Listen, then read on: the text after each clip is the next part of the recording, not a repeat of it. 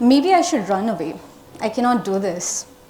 But there are so many people waiting for me to say something, at least something to inspire, enlighten today.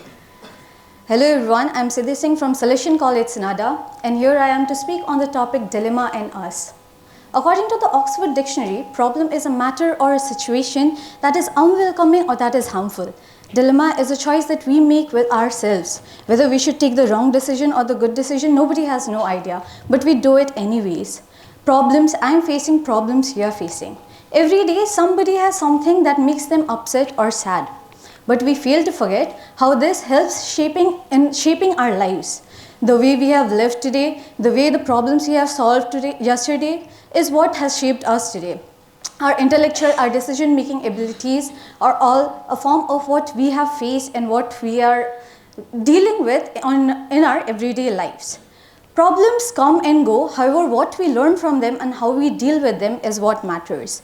The more we think the problem is bigger is how it affects us in our everyday lives. If we feel that, yes, this thing is a very big situation for me, I cannot handle this. Like before coming today, I thought maybe I don't have a proper uniform to wear, so maybe I should not go. That's when I could have cancelled the event, but then I realized, no, maybe I should just throw on something and go and speak my heart and mind out. That's when I solved the problem by taking it a calm situations. Now this dilemma that we have with us gives birth to many situations. Today, I'd like to highlight two main situations. A problem that is not a problem for us and a solution that is not a solution. Now a problem is something that we are facing. So how is not a problem for us? I'll give you one example. Once my aunt came up to me and she told me, Siddhi, my husband is not giving me enough money for me and my kids to live. Even though he's earning well, but he says every time you need money, you need to call up and then you need to ask for it. I'll give everything, I'll give him the bills and everything, yet he'll be like, every time you need a basic allowance, you need to call me and ask for it. So I got angry, I got frustrated. I told her that you need to fight for it, you need to tell him that you need money, you're a housewife, you're not earning well, he's the only source of income that you have.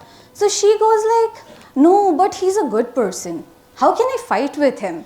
So that is when I realized that the problem was not the money, not the husband. The problem was the person herself. She couldn't fight with herself, bringing her to that point that there's this basic allowance which will come to her sooner or later by creating a havoc or a chaos.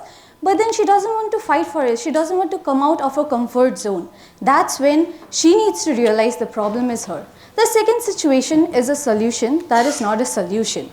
Now, there's this friend, again situation number 2, this friend who called me up. She told me, are you free? I said, no, I'm very busy. Please keep it quick. So she was like, no, the matter is very urgent. My boyfriend broke up with me. So I got a little offended. I was very busy and she's taking up my time with these petty things. So still the good friend that I am, I told her, yeah, go ahead, tell me what do you want. So she told me that he blocked me and for the past 2 days we haven't spoken. I was waiting for him to unblock me, but all he does is ignore my calls or texts that I do from different numbers or from my friends. So I was about to tell her, what is the situation? I asked her, how did it reach to this point? So she told me that the other day they were going on a date. And that's when her friend of her tagged along. And the boyfriend felt offended, saying that there was this private time that they need to have, a situation that they need to be in, but there was this third friend tagging along. I got furious again. I was about to tell her, you need to fight for it. You have a friend, maybe you are uncomfortable, maybe your parents are uncomfortable. Sometimes you need to have a third person with you. You'll be comfortable. That's when, before I could suggest her anything, she gives me a heads up. She tells me, I also confessed this to one of my other friends and she told me, break up with him, he's a toxic guy. He's not good for me. I got scared. I was like, I cannot tell her this. Now she'll go and tell to somebody else that I'm the same guy. So I thought for a bit and then I told her, see, don't break up with her. That is when her mind gave her a validation that, yeah, that is what I need. I don't need to break up with him. That's why the first friend whom I went to was wrong. She is telling me the correct thing because I don't need to break up with him. So I told her, wait for a few days. Just see what is going on, and if you feel that if he feels that, yeah, this issue was not that big, he just needs to listen and think about himself, and then he needs to think the attachment that you guys have together, then he'll realize that relationship is more important than the third wheeling person. So she became very happy because the solution that she had in mind was the validation that I gave her, was the solution that I suggested her. That's when her solution was from my side, and I was the one who told her without even her letting me know that this is what she wanted.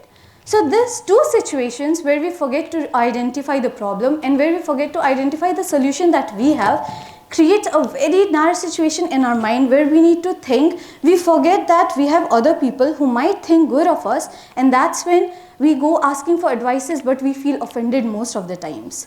This is when we need to listen to ourselves. We need to realize that there are certain things that we already have in mind and nobody else but only we are going to realize how important that is for us. This identification of a problem and a solution that we need is only inside us. We know how we feel in our shoes other than somebody else. People will stay with you for 10 days, grieving with you, crying with you, weeping with you, but on the 11th day, they are going to go in their own world and they're going to work whatever they have. They're not going to stay with you all their lives. This is when you need to take the decision for yourself. You need to make the decision whether it's a bad one or a good one. You'll not know, but not taking a decision for yourself is a 100% probability of it being a bad one. But you taking a decision is a 50-50 chance of it being bad, however, a 50 equal chance of it being good. This is your sign to take a good decision or a bad decision that is going to change your life and change all the wrong decisions that you have ever thought was, no, maybe it's bad for me, but this is your sign to do that bad thing for yourself. Take the wrong decision that can change your life. Thank you so much.